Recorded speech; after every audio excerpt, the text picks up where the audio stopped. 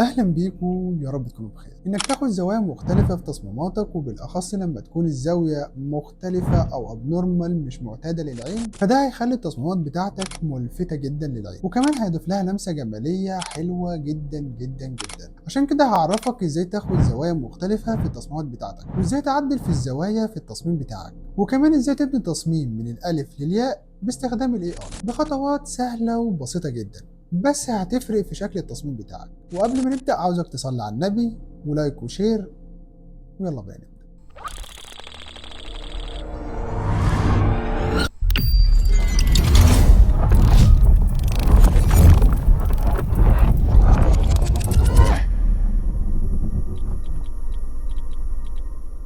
طيب يا شباب، عشان أبني أي تصميم لازم أمر بمراحل. طب دلوقتي أنا لو عاوز أبني تصميم من الألف للياء باستخدام الذكاء الاصطناعي ويطلع بنفس التفاصيل اللي أنا عاوزها بالظبط، الموضوع بقى سهل وبسيط جدا.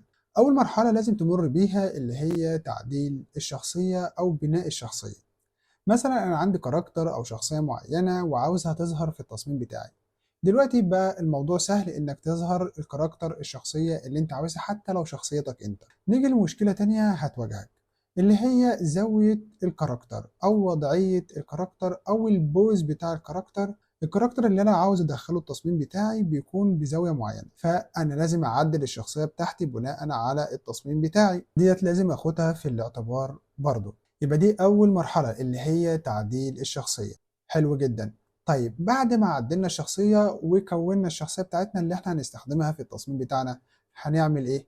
بكل بساطة بتاخد الشخصية بتاعتك وتبدأ تدمجها في المشهد بتاعك أو في التصميم بتاعك. احنا طبعا هنبني تفاصيل التصميم بتاعنا في كذا طريقة طبعا هنمر بيها وهنعرفها مع بعض في الفيديو النهاردة. خلينا بقى نرجع لأول طريقة أو أول خطوة معانا في بناء التصميم، اللي هي تعديل الشخصية أو بناء الكاركتر أو الشخصية.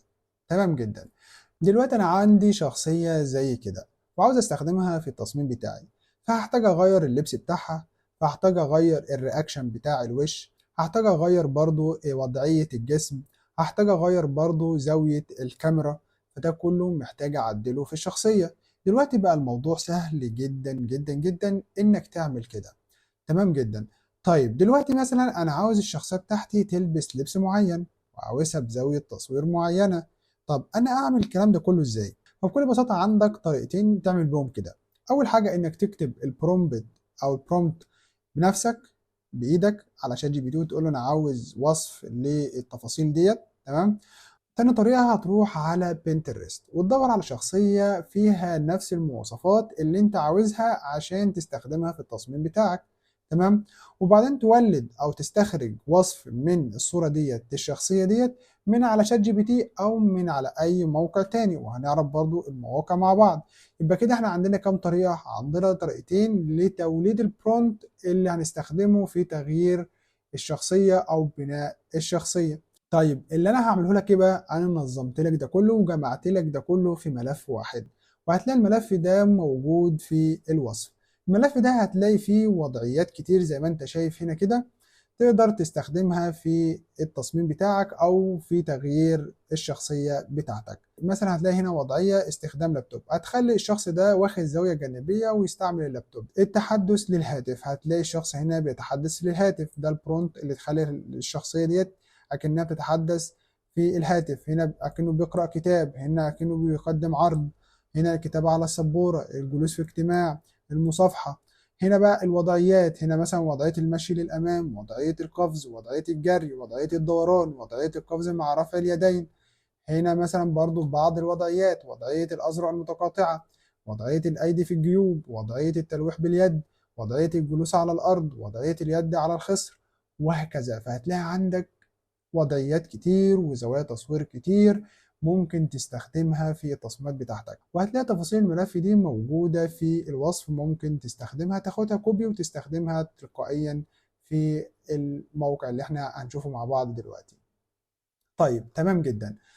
تعالى بقى ناخد شخصية كده ونبدأ نبني عليها التفاصيل بتاعتنا. تمام. دلوقتي أنا عرفتك الطريقة الأولانية اللي أنت هتاخد البرومبت جاهز من هنا وتستخدمه، وتعالوا نجربه أي برومبت هنا كده على أي صورة عندنا. تمام. مثلا استخدام لابتوب او الجلوس على الكرسي او تقديم عرض. خلينا مثلا اللي هو قراءة كتاب. تمام، بالشكل ده كده. وبعدين هاخدها كوبي، وبعدين هروح استخدم مثلا اي صورة، وليكن الصورة اللي عندي ديت هبدأ استخدم الصورة ديت. تمام. بكل بساطة هروح على الموقع اللي احنا هنستخدمه النهاردة. طبعا الموقع اللي هنستخدمه في بناء التصميم او تعديل الشخصية اللي هو جيميناي 2.5 اللي هو النانو بنانا. طبعا احنا شرحنا الموقع في فيديو قبل كده، طبعا هسيب لك رابط الفيديو في الوصف لو حابب ترجع للفيديو. بعد كده هتروح على الموقع بالشكل ده كده، وتبدأ تحط له البرومبت اللي انت عاوزه، تحط له الصورة اللي انت عاوزها عشان يطلع لك الشخصية زي ما انت عاوز. بكل بساطة أول حاجة بتروح على باتل وبتختار دايركت شات، وبعدين تضغط على الصورة هنا عشان يجيب لك موديل جيميناي 2.5 اللي هو النانو بنانا، وبعدين تضغط على علامة الزائد بالشكل ده كده وتضيف الشخصية بتاعتك. خلينا نضيف الشخصية دي وخلاص، اللي هي الشخصية دي. تمام. وبعدين تكتب البرومبت زي ما احنا شايفين كده، نكتب البرومبت زي ما خدناه كوبي من الملف ده. طبعا الملف ده هتلاقيه موجود في الوصف، ممكن تستخدمه عادي خالص. وبعدين تضغط على السهم ده كده، هيبدأ يولد لك الصورة بتاعتك على حسب التفاصيل اللي انت سبتها له. طبعا هنا الميزة اللي هو بيحافظ لي على ملامح الشخصية. يعني قبل ما يطلع النتيجة هنروح الصورة اللي احنا بنستخدمها هوريها لك. يعني مثلا احنا استخدمنا الصورة دي. تمام. تعالى بقى نشوف هيجيب لي النتيجة عاملة ازاي. زي ما انت شايف حافظ لي على ملامح الشخصية وتفاصيل الشخصية، وكمان الكواليتي عالي جدا جدا جدا، يعني مفيش بعد كده. طيب انت ممكن كمان من ريتراي هنا تعمل نتيجة مختلفة. تمام. هتضغط على ريتراي هنا هيجيب لك نتائج مختلفة.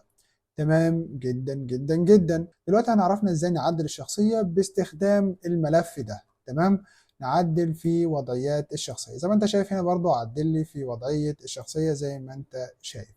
طيب تعالى بقى هنروحوا للطريقة التانية اللي هي من على بنترست. فانا هروح على بنترست بالشكل ده كده واخد وضعيات لاشخاص، ايا يكن وضعيات وضعيه زي دي، مثلا وضعيه مثلا لشخص قاعد مثلا او لشخص واقف ايا يكن. فانا نزلت وضعيه هنا بالشكل ده كده اللي هي الوضعيه ديت. تمام. انا نزلت الصوره ديت، فانا عاوز الشخصيه بتاعتي تاخد نفس الوضعيه ديت وتاخد كمان نفس اللبس ده. فبكل بساطه هروح على الموقع بتاعي اللي انا هستخدمه النهارده اللي هو اسمه Image Prompt اللي هو الموقع ده. طبعا روابط المواقع كلها هتلاقيها في الوصف، فانت مش هتغلاها في اي حاجه. هتضغط هنا وتضيف الصوره بتاعتك، مثلا الصوره وليكن بالشكل ده كده، وبعدين تضغط على Generate Prompt. هتبدأ تاخد الوصف بتاعك كوبي بالشكل ده كده، وبعدين تروح على الترجمة. هتضغط هنا كده وتضيف الوصف بتاعك. انا لازم اراجع الوصف بتاعي قبل ما اروح اعمل جنريت. تمام. مثلا انا هعمل ايه اهي، هقرا الوصف بالراحه واحده واحده، وتعالوا نقروه مع بعض ونشوف التعديلات اللي احنا هنعملها ايه على الوصف، وليه عدلنا على كل نقطه من النقط اللي انا هوريها لك دلوقتي. دلوقتي هو بيقول لي شاب ذو بشره فاتحه بشعر بني مجعد يصل الى كتف. دلوقتي هو بيوصف لي شكل الشخص. طبعا انا مش عاوزه يوصف لي شكل الشخص، انا عاوزه يوصف لي وضعية الشخص. بس هنا هو واصف لي الصورة كاملة، فأنا هشيل وصف الشخص. تمام. كده كده أنا هديله الصورة بتاعة الشخصية بتاعتي أو بتاعة الملامح الشخصية بتاعتي. تمام. فأنا مش محتاج وصف الشخص في حاجة. ده أشيل من أول شاب هنا كده، أشيل اللي هو الوصف بتاع الشخصية. تمام. هسيب بس من أول يجلس على سطح أبيض عادي. تمام. وأمسح الجملة دي. تمام. هيقول لي هنا يجلس على سطح أبيض عادي ينظر إلى أعلى وإلى يمينه قليلا. فأنا مش عاوز ينظر إلى الأعلى، أنا هخليها ينظر إلى الكاميرا مباشرة. هخليها هنا ينظر إلى الكاميرا. يرتدي قميصا بيج فاتحا. ماشي، هنا دخل في تفاصيل اللبس بتاعت الشخصية. تمام. فوق تيشيرت بيج فاتح وبنطلون بنيا غامقا. يرتدي حذاء رياضيا رماديا فاتحا بأربطة ظاهرة ونعل مزخرف. يرتدي قلادة بسيطة بنية داكنة سوداء، ومش عاوزه يرتدي قلادة، يعني هشيل برضو يرتدي قلادة بنية داكنة سوداء، خلي ساعة يد، يبقى هي يرتدي ساعة يد وخلاص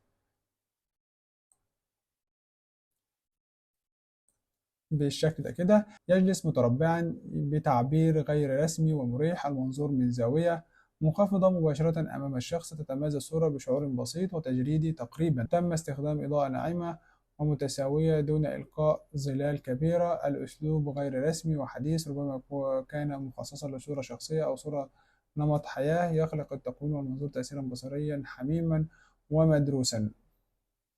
مثلا انا ممكن اضيف نقطة كمان، اللي هي مثلا ممكن اضيف جملة هنا اللي هي ايه: زاوية التصوير تي من امام الحذاء مباشرة،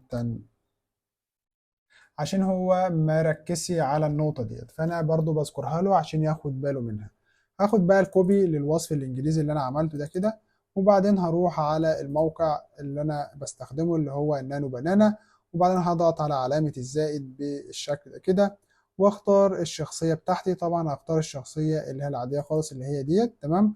وبعدين اكتب له الوصف بالشكل ده كده، واضغط على السهم بالشكل ده كده، هيبدأ يولد لي الصورة اللي أنا محتاجها بالظبط. يعني الصورة إلى حد ما زي اللي أنا محتاجها بالظبط. فأنا هعمل لها داونلود من هنا بالشكل ده كده، وبعدين هعمل له ريتراي برضو عشان يديني نتائج تانية. زي ما انت شايف برضو اداني نتيجة مشابهة للنتيجة اللي أنا محتاجها. هعمل داونلود وأعمل ريتراي كمان. دي أكتر نتيجة أنا محتاجها أو أنا بفضلها، فانا هستخدم النتيجه ديت، هعمل لها داونلود من هنا وانزلها بالشكل ده كده.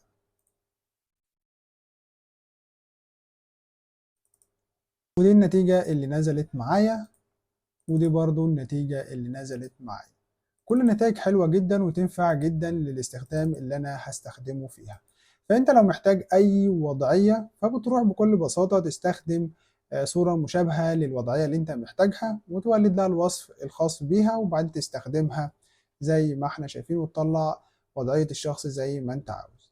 دلوقتي انا عاوز بقى خلاص كده خلصنا اول مرحله، عرفنا ازاي نغير وضعيه الشخصيه بتاعتنا زي ما احنا عاوزين. دلوقتي بقى هخش في مرحلة تانية اللي هي دمج الشخصية في المشهد بتاعي. دلوقتي أنا عاوز الشخصية بتاعتي تمسك الكاميرا ديت، تمام. عاوز أعمل إعلان للكاميرا ديت، فأنا عاوز الشخصية بتاعتي اللي هي ديت تمسك الكاميرا ديت في إيديها وتوجهها للمشاهد بطريقة ما. عاوز برضو أعمل وصف للخلفية ورا الشخصية. دلوقتي انا عاوز وصف للباك جراوند بتاعتي اللي هتكون ورا الشخصيه، وعاوز ورا الشخصيه بتاعتي يكون مثلا بحر وشط والكلام ده كله. هروح على هنا جوجل ترجمه، اولد بقى وصف للمشهد بتاعي، تمام. هقول له مثلا اجعل الشخصيه تحمل الكاميرا في يديها. بس كده يبقى انا عملت الوصف بتاعي زي ما انا عاوز. بكل بساطة هتاخد الوصف ده كوبي هنا كده اللي هو بالانجليزي، تمام، وتروح على الموقع تاني بالشكل ده كده. هنا بقى هضيف صورتين: صورة الشخصية اللي انا عملتها وصورة الكاميرا. هروح هنا كده اضغط على علامة الزائد واضيف الشخصية اللي انا عملتها، وبعدين اضغط على اوبن وبكده، وبعدين احط الوصف بتاع التصميم بتاعي بالشكل ده كده، وبعدين اضغط على علامة السهم ده كده واشوف او استنى النتيجة. زي ما انت شايف طلع لي النتيجة دي نفس التفاصيل اللي انا ذكرتها له بالظبط. هنحمل الصورة دي كده بالشكل ده، وبعدين نروح نعمل ريتراي عشان يديني نتائج تانية. برضه زي ما انت شايف اداني نتيجة تانية بشكل حلو برضه. تعالى نعمل ريتراي تاني وناخد نتيجة تالتة. زي ما انت شايف برضه نتيجة حلوة جدا جدا جدا. هننزلها برضه من هنا.